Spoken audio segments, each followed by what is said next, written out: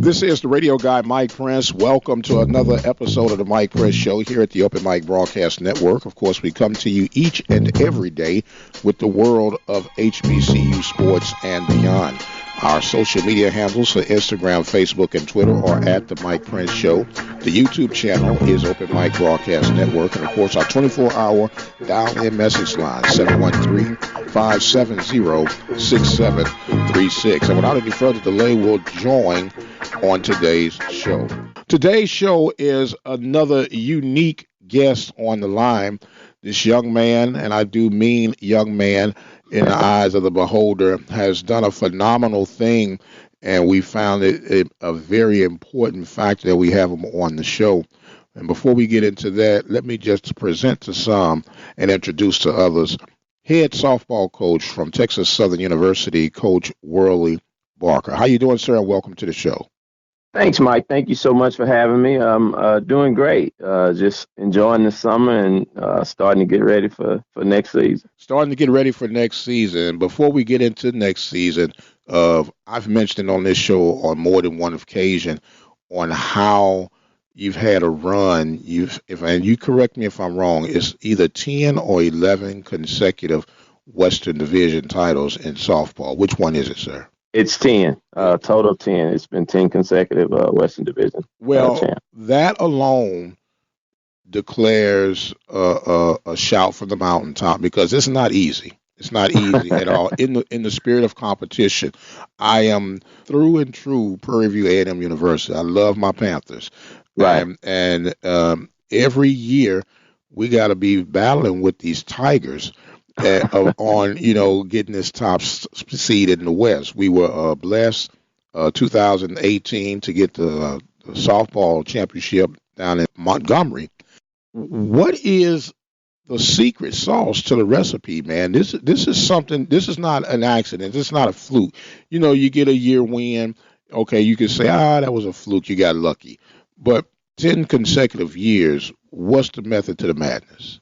Well, I nothing secretive about it, Mike. The biggest thing is just hard work, man. We recruit and bring in kids that have a background of believing in hard work and not afraid of hard work. As a person from the north side of town, grew up on the northeast side of town, went to Smiley High School, and I grew up knowing, the only way you can be successful at something is you have to work hard. And so we just don't think there's a substitute for hard work. And so our kids, the kids that we try and recruit, we try and bring in, I guess our first talent or source that we look at is we want to make sure that they're open to hard work.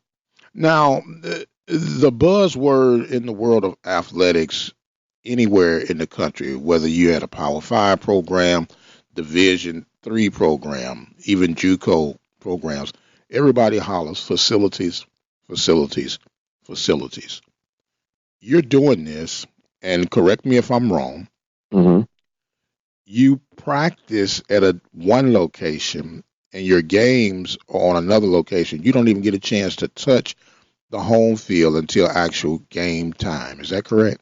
You are correct. Our first home game is the first time that we play on our game facility. Yes, we practice at two different city facilities.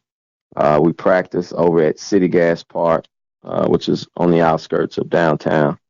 And then we play our home games over at Memorial Park. So two different facilities. But again, hard work and no excuses. We don't make any excuses. And there are days that it is a challenge not having your facility, but we don't make any excuses. Now, when it comes to recruiting and, kids today are very, very fickle. Some of them think they're much better than what they actually are, and their parents have them thinking they're better than what they think they are. How do you deal with that type of ego to recruit a young lady and convince their parents that they need to come and play for you when you have, no facilities to operate when everybody is facility based? Well, I think the biggest thing that we typically try and offer kid, Yeah, really, probably about two or three different things. But the biggest thing that we offer is one, you're gonna get a great education. Texas Southern, one of the predominantly largest historical black colleges and universities. We produce a lot of, obviously top talented individuals, both female and males. And you're gonna get a great education. You're gonna play, some competitive softball. We play several, top 25 programs within the country. And then lastly, you're gonna have a great experience. We're in the city of Houston, fifth largest city in the country. So you're gonna have a great experience. Now, for some people, that is a challenge, especially if you're trying to recruit a kid that's from a small town and is, don't really want that big city life, want to continue to stay small. And we've had that, but those are the three things that we try and sell. Great education. You're gonna play some competitive softball, and you're gonna have a great college experience. We allow our kids to participate in other extracurricular activities. We have kids that play at sororities. We have kids that work jobs, and so it's a great college experience. And so that's what we try and sell. Anything outside of those three things, Mike, we tell people we may not be the place for you. But if you're looking to get a great education, play some competitive softball, and just have a good college experience, then by all means, we tell you give us a hard look and a big consideration. We're speaking right now with Coach Worley Barker of the Texas Southern Tigers, head softball coach. And before we go any further, Coach, let's go back in the time machine. I know that you are a Houston Tillotson graduate, played baseball, but how did you end up in the world of coaching? Spent my as you stated, grew up playing baseball and football both in at Smiley High School. Played baseball for my father and several other people during the summers. Back at a lot of people knew it as East Houston Little League Park, East Houston Little League Baseball. And then he eventually moved over to Smoky Jasper. I think maybe played there for 2 years out at Smoky Jasper. And then played obviously in high school. And then, as you stated, went to Houston Tillotson and played, 4 years of baseball there. But my background was business and finance. I have a undergrad in business administration and a master's degree in finance and management. So spent the first half of my life, or I guess my career, in banking and finance. And woke up one day and decided I wanted to do something different. Didn't know what. I always had a love for sports because, being an athlete. And then I had, obviously had two daughters. And so with my daughters, having daughters, I got into softball, started coaching them at a real young age. Did a lot out in the Missouri City, Sugar Land areas with my daughters. And so I got into softball. First started volunteering here at Texas Southern. And I guess, as they say, 15 years later, I'm still here. Wow, 15 years on the grind. So your daughters were pretty much a very strong inspiration that led you toward coaching. Yes, sir. That's awesome. That's awesome. And I father four, two girls, two boys. There's something about them girls, isn't it? Yeah, it's something about those girls. It's something about those girls. You be tired. I ain't moving. The boy asks you, hey, dad, man, go ask your mama. That baby girl said, Daddy, what you need, baby? Hey, you get up and do it. Yes. But yeah, grew up coaching both of them, and they both played, all through high school. The oldest one went off and played 2 years at Howard University. Decided, Dad, I, got enough of playing. I want to focus on my education. And so she decided to come back home and finished up at University of Texas. The baby daughter went off to Hampton University, played a year at Hampton, and kind of the same thing. Dad, I don't want to play anymore. I want to just come back home and go to school. So she actually just recently graduated from Prairie View. Yes, sir. I was getting ready to say, it's kind of strange when you've coached your children pretty much all your life and then they end up going elsewhere. Was that something that you had to get over, not to take personal and just say, okay, baby, go do what you do? Or did something deep inside say, hey, you need to come over here and help me try to win some games? No, man, my daughters knew at a young age. They was like, "Look, I'm not playing for him. If I have to play for that man, Say that's it, huh? that's it. If I got to play for that man, then forget it. I'm done." No, we knew at a young age, and again, probably like most parents, and when I look back, there were times I was, extremely hard on them, and I think as a coach, especially a parent coach, you tend to be a little bit harder on your own kid, just because you want to make sure that that people are not saying, well, it's they're only playing because of daddy ball. My daughters could definitely tell you that was never the case. And so, but they knew at a young age, look, we love daddy, but surely would never spend 4 years of college playing for him just based on growing up with him. And so we both kind of agreed and decided that, okay, if you still want to play, let's look at some other places and pick somewhere that you'd be comfortable going. And they both did that. And at some point, like a lot of young ladies, they decide, look, I got enough athletics and I really want to focus on my education. And both of them did, Mike. People ask me, were you disappointed? I say, no, they both got their education. Both of them are engineering, got engineering degrees. Both of them are working for companies, in their field. So I am blessed and I'm excited for both of them. And, just, you know, continue to do the same thing, just, in terms of coaching here, just continue to try and win championships and build top level, talented kids. Well, I hear you loud and clear, Coach. But we know you told your daughter to came to Prairie View. You can go to Prairie View, but you're not playing softball. You're not going to be playing against your dad. Well, yeah. And that was the decision, I think she made. And I tell you, she went to Prairie View with the decision that she was going to play there. And for those that don't know, Coach Bland and I, we're personal friends. As a matter of fact, we're frat brothers. Right. And so, when she decided she wanted to come back, she knew engineering was what she wanted to do. And, we thought no better place to do engineering. Her thoughts was, I don't want to follow my sister and go to a predominantly white university, so I want to do an HBCU. And we said no better place than Prairie View. And out of high school, Prairie View had looked at her and saw her and, thought she had some talent that she can play. And so her first year back, she did go out and had made the team and was going to be a walk on. But my youngest daughter, once she found a job and started working and decided, look, Dad, I think I want to, make some money and keep money in my pocket because I realized Bank of Dad ain't always open. And but no, she, first went and, there, we had some discussions. She was like, well, Dad, that y'all can forget about winning the West now because I'm going to be at Prairie View and it's a wrap. And, I, told her, I said, baby, the only thing I could tell you is for the next 3 years, you're going to be playing for second place because you sure won't be playing for something else. Hey, since we're exclusively talking to you today, I'm gonna let that one pass, okay, Coach?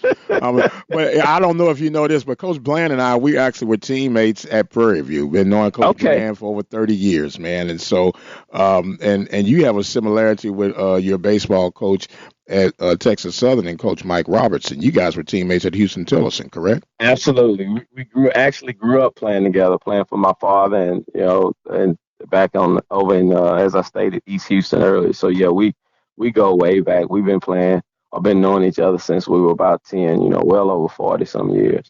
So we go way back and have a great relationship. But like I said, Bland and I are real close.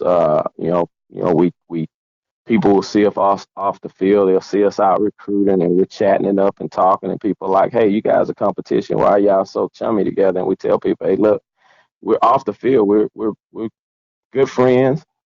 And we both know once we get between those lines, we're going to compete as hard and heavy as possible. But after that, 7 innings or after that game, it's, hey, we wish each other the best. And if it's not me playing for the championship, I'm typically pulling for him, and vice versa. If it's not him, he's, hopefully he's pulling for us. But love Prairie View, and my master's in finance and business is from Prairie View, so I do have a little bit of that purple and gold blood, but It was hard for you to say that, wasn't it, Coach? It was it's hard. It was hard. hard It's for you to say. hard. Go say it one more time, Coach. Say it one more time. Well, the thing now is my paycheck is maroon, so I have to make sure I get. But yeah, but you gotta admit it one more time, Coach. You said you got what kind of blood? You say you got in you? I got a teeny weeny ounce of that purple and gold blood because I do have a background. My master's is from Prairie View, so I familiar with Prairie View, and like I stated, I have a lot of love for them and support and root for them when it's not us or when we're not playing them. But and as I stated, my daughter just graduated from Prairie View, so as they say, I've seen some signs that say my kid and my money goes to Prairie View. So That's what we getting down to, baby. Cause I'm about to bring that baby girl up. Like, no, no, no. You a little bit more joined to the hip than what you want to admit, my man. But it's so all good. But it's all it's good. all good. It's all It's good. all good. We're talking right now with Coach Worley Barker of the Texas Southern Tigers softball program. Now, Coach, going back to this 10-year run that you've had, and let's talk about the schematics of SWAC softball. For the most part, it's been a consistent battle between yourself, Alabama State. It's been a good recent run with Prairie View, and then it's almost kind of hit or miss throughout the rest of the conference. When you break down from your vantage point the competition play, where do you see the pros and cons throughout the conference? I think more and more, Mike, it's becoming very balanced. I think you'll start to see, we've had some movement with some coaches within the conference. And so I think over the next, 3 to 5 years, there'll be more schools that are starting to compete for a title. As you stated, for the past maybe 3 to 5 years, it's been maybe roughly 3 to 4 schools really, competing at the very end of the SWAC tournament. But I think as you over the next 3 to 5 years, I think you'll probably see more like 6 or 7 schools that are actually competing for the title. And I think it'll kind of go, whoever gets hot as they get close to the tournament. I think that's who's going to determine it. But parity in the conference I think it's getting better and better. Uh, somebody was asking me the other day, say for a long time, Mississippi Valley State dominated the conference and, won the tournament probably 10 years in a row. And so over the last 5 or 6 years, it's been somebody totally different. And I say that, a lot of the other schools have caught up. A lot of other schools at one time, Coach Smith from Valley was probably the only one going to California and going to Colorado to recruit. Well, now everybody's going to Colorado. Everybody's going to California. Everybody's going to Arizona. And so a lot of schools, have started to put money as well as, resources into their softball programs where as coaches we can go out and seek other kids or recruit top level kids from other states, some even out of the country. And so I think over the next 3 to 5 years, it's going to be, I think the parity within the SWAC is going to get even better because I think it'll be anybody's game up until probably going right into the tournament. So that's a good thing. Competition is always good. And, we always love competition. Well, when you think about it, and a lot of the talent that you just made mention from the western part of the nation, Colorado, Arizona, and California, it's amazing that they do not have more collegiate softball in those areas like you would think they would. Mm-hmm. And like I said, I know this year, Mike, just looking at the College World Series, I saw that the viewership was the highest it had ever been. I think they had set several records, like for the championship game. And so I think what you'll start to see, and you're already starting to see it, you'll start to see more schools implementing softball. You'll continue to see schools continue to put, resources in softball, and I think it's just a growing sport, and it's going to continue to grow. You can just look at some of the schools around the country. I think A&M spent like $25 million last year on a brand new facility. If you can look that up and find that. But they've put, you know, unlimited amounts of money in their softball program. UT brought in their head coach came over from Oregon, who had just built a new stadium at University of Oregon. There's rumors that he's getting ready, they're getting ready to make a lot of upgrades at University of Texas. So softball is a growing sport, and I think in order for us in the SWAC, in order for us to continue to compete and play well with, these, predominantly white schools, you'll start to see, and you've already seen that we're starting to put resources and money as well into our softball programs within the SWAC.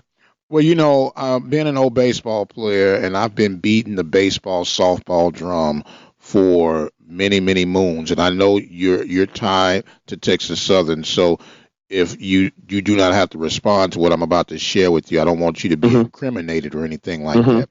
But of all the sport that we are involved in on an conference level, football, basketball, baseball, softball, I'll stick with those four for right now. I think the two of baseball and softball have been the most misunderstood, the least amount invested, that you can get a greater return on your investment as far as national branding goes. Because with football, let's face it, you can only go so far on the FCS platform. And Mm-hmm. you can only, let's be honest. I love Prairie View. You love Texas Southern. Prairie View plays Texas A&M. Texas plays Texas Southern. We know pretty much what the outcome is going to be in football. Absolutely. We can almost guarantee what's going to happen in basketball. But when it Mm-hmm. comes to baseball and softball, at least for the first 3 or 4 innings, you know you got a shot. Absolutely. No, I think that's a key point, and you're definitely on target with that. Absolutely. For 3 or 4 innings with both baseball and softball, it could go either way. As you mentioned, we played. We when we looked at regionals, it was interesting. There were several schools that were in regionals that we played this past season, and as you stated, for the first 3 or 4 innings, we felt like we competed well. And then once you get to inning 5 or 6, things start to change a little bit because again they start to catch up and with the type of pitching that we have. And I tell people, so what's the difference between SWAC and some of these big top 25 programs? Well, one is they have kids that are throwing 70 miles an hour. That's not something that we have. It's funny. 2 years ago when we made the conference tournament, one the A&M had a kid that was throwing about 67, 68. And, somebody had asked, how are we going to get prepared for that? I said, well, it's going to be a challenge because this kid is consistently throwing 65 to 70, and we have a pitching machine. It only goes up to 60. So, I mean, how do you get ready for something? You don't even have a pitching machine that goes up that high, other than bringing a pitching machine, right up on your kids. And so, as you stated, yeah, absolutely. I think it's a sport that we definitely can compete with. We can continue to, play well with them. Um, Football, basketball. I mean, people ask me, and Mike, I'm always honest. I tell people, I say, well, I go support and I watch, but what they're doing and how they're doing it in terms of recruiting and getting kids, I couldn't begin to tell you. I tell people all the time, I really try and stay in the softball lane and just focus on softball. And so we we feel like that, it's a sport that we can continue to compete well in, and we're going to continue to compete well and be able to play with some of the major programs around the country. Well, you just alluded to pitching being the key. Do you see that being the missing ingredient for SWAC schools being able to advance in these regionals? I think so. Yeah, I mean, like I said, when you look at these big schools, they're going to have kids that's throwing. I mean, take the kid that's been the national player of the year that pitched and hit at UCLA. That kid, is consistently throwing, 67, 68 miles an hour. Look at a majority of the schools that were at the tournament. They had kids that was easily, hitting 70 miles an hour. And so, that's, yeah, I think the biggest difference between us and them is, they're going to get pitchers that's going to, be more dominant. Whereas for us, we may have three pitchers that's going to maybe make up the one pitcher that they have, not in terms of speed, but more so in just of trying to have a change of pace. Uh, But I think the biggest difference is, yeah, just the dominant pitching. It's not that we won't ever, because trust me, we're trying to get that kid that's throwing 70, miles an hour. But the reality of it is that kid's gonna probably go to a big major university. Understand that, we respect that, and we accept it. But it's still not gonna ever stop us from at least making a phone call or sending a questionnaire, or at least inquiring about that kid. Because who knows? There may be one day that kid says, "Look, yeah, I could go to a UT or A&M, but I've made the decision I want to do an HBCU." And well, we sure hope that Texas Southern is that HBCU that kid does decide to go to when that does happen. And it's going to happen. We think it's just a matter of time, but it's going to happen. Well, let me ask you this: do you still think you'll be coaching when that happens? I hope so, Mike. People ask me every day, say, "Coach, you've been there for 15 years. How much longer are you going to be?" I say, well, if the Lord is willing and the Lord blesses me, I'm try and be here another 15 years. I don't see that I'll make another career change. I enjoy it. I love it. I've had some opportunities and got some calls to look at some other opportunities, but I love it here. My family is here, my wife and my family is here, and so I don't foresee. I tell people all the time that the only way I'll leave is, obviously, if I hit that, $300 million lottery. I'm not gonna lie to you and tell you that. They were like, Coach, who?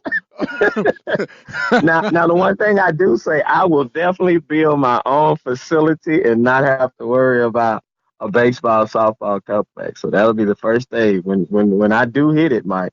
That'll be the first thing I do. That we're gonna build us a baseball and softball facility somewhere that we can definitely call our own, and hopefully continue to progress as we've done thus far. Yes, sir. We're talking right now with Coach Worley Barker. And I got to admit, Coach, even though you're representing Texas Southern, this is a breath of fresh air for me. But I'm really enjoying this. We talked about the facilities just a minute ago. You're in a unique situation. Texas Southern is in what we would consider a landlocked situation. You're surrounded by a historic neighborhood. You have a unique situation of Jack Yates High School, which is a stone throws away from the campus. They're actually working on a baseball softball complex. Is there any talks about possibly you guys making that your home versus going back to the public parks? There's been some discussions, and we'll eventually have more, but if not our home facility, at least where we can maybe partner with them and maybe practice there from time to time, or at least do more combine things together. And so that's kind of the discussion. We've already had a good relationship with HISD. We've assisted them with some camps, and they've allowed us to use, a couple of their facilities with some camps and clinics. And we've done some stuff for, some of the athletes within HISD with that partnership and that relationship. And the goal is definitely to continue continue to build and on that relationship. And by all means, somebody just mentioned to me a week ago that they saw Yates was building a softball, baseball facility, and that I should reach out to them. And so we've left a message or two, and that's the hope that we'll be able to do some things with them, since it's, as you stated, it's just a stone throw from our campus. Well, that would give you, I even think, an increased interest within the community, Right. because you're doing some great things with the program. And also, it could even help influence some of the HISD student athletes to, hey, if you got an opportunity to advance your playing career, here's one right here that's partnered up with us already, so let's give them a deeper look. Absolutely. Absolutely. Now, Coach, you just made mention of camps. How are you, or if you at all, provide any softball camps for the community? We definitely do them, Mike. We utilize both Memorial Park for camps and clinics, and we also use where we practice at City Gas Park. We typically, summertime is when a lot of schools are having camps and clinics, so we typically stay away from the summer months, and we typically do the fall. Typically, we're gonna have. I think we trying to finalize dates now. We'll have a camp in September. We'll do one in October, and then probably one in November, right before we go home for the Christmas break. And then we typically will do one when we get back either late January or early February before the season starts. So we typically do 3 or 4 throughout the season. And as I stated, the goal will be to also do something with HISD at one of their facilities. And then we've also had a conversation with Aldine ISD and looking at trying to work with them and maybe put on a camp for their school district as well. We also work with, there's an organization out in Acres Home called RBI. We've done camps with them before, and we've worked with them and done some things as well. Now, on average, Coach, how many students are you looking at? And are these camps that you have to pay to attend? Are they free camps? And how do you have those structured? Combination of both. We will do some, the one, couple that we've done with HISD as well as RBI. They've set it up, and I think it's been free of charge. They've just had us come out and kind of run and work the camps. We obviously do our own camps that there is a fee to come. And then we also do some, as I stated, when we do them within the community, we do it for a moderate rate, or pretty much a free of charge type rate. Absolutely, absolutely. And it's one of the way that you can once again give back to your community, and it's also a great way of looking at some future diamonds in the rough. Absolutely, and it's also great. It's a good opportunity for our kids to, as you stated, get into the community and meet people in the community. And I tell you, our kids love it. Working with the younger kids, I mean, they love it. Assisting and working with young kids. So we do a combination of it all, and I think it's as you stated, it's just a way for us to give back. It's not, at the end of the day, it's not all about the dollar. It's actually about giving back and trying to provide to those kids that are less fortunate and it's just looking to try and learn and grow within the game of softball. Absolutely. Now, Coach, excuse me. Now, Coach, I'm about to be a little facetious with you right now. Okay. With all these camps that you're going on, I'm pretty sure every now and then you run across a kid where you want to say, well, look, baby, why don't you put that glove up and let me teach you these accounting formulas where you can go ahead and just focus on being an accountant because you don't have a softball gene nowhere in your body.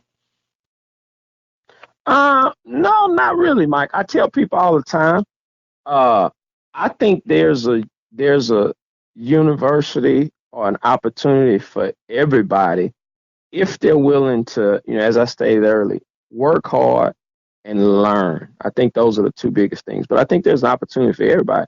May not necessarily be D1, may not necessarily be a D2 or D3, but you have other universities that offer softball. You have junior colleges that, local junior colleges. You also have NAIA schools.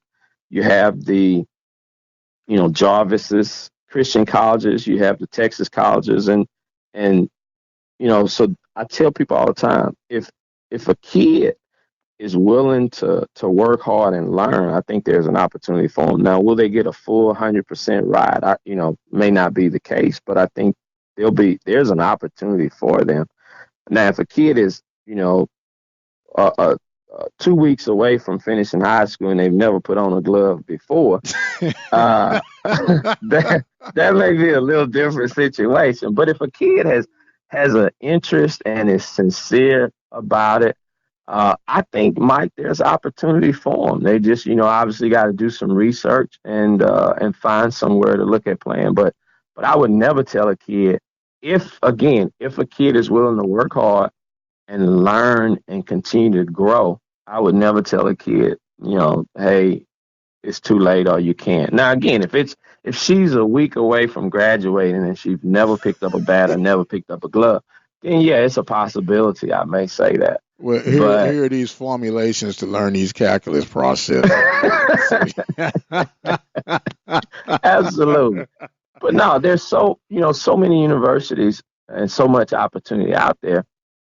And as I stated, I think, the sport itself is growing tremendously. And so there's, like I said, it may not necessarily be a Texas Southern or a Prairie View in the D1 arena, but, you have D2, you have D3, as well as you have NAI and you have junior colleges. And like I stated, that I think if a kid is sincere and really wants to play, there'll be an opportunity for them. Absolutely. We're speaking again with Coach Worley Barker of the Texas Southern Tigers. And Coach, I'm really, really enjoying this. I know we're kind of pressed for time right now, but I want to ask you this question. Hmm. Is for softball.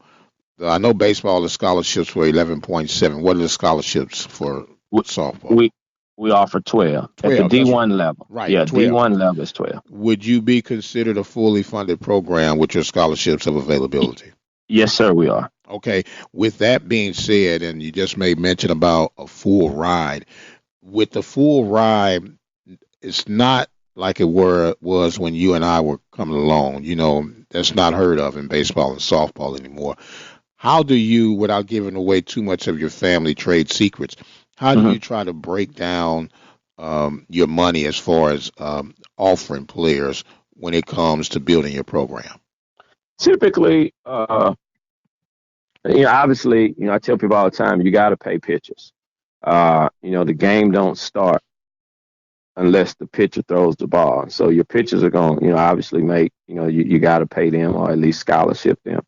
Then I think you kind of go around and look at maybe your middle infielders and your big time hitters, and you try and build your program based on what your needs are and what you can offer those kids. One of the things that we do a lot of, Mike, is offer a lot of combo scholarships. What do you mean by combo scholarships? We offer a lot of academic / athletic scholarships. So if a kid has a 3.2 GPA with a good test score, we typically try and get them some academic money and bridge that with athletic money. And one of the things that I do look at, obviously having a finance or business background, one of the things that we do look at is, we try and make sure that a kid is not going to leave the university with an abundance of debt. Uh, yeah, in terms of having to pay for school, but at the same time, I also tell people, uh, you're probably gonna have to pay something because you can look at every university across the country. You can look at A&M and UT. They also have 12 scholarships, and if you look at their roster, most teams are carrying anywhere from 18 to 25 students, and so the numbers just don't work. Everybody's not on a full ride.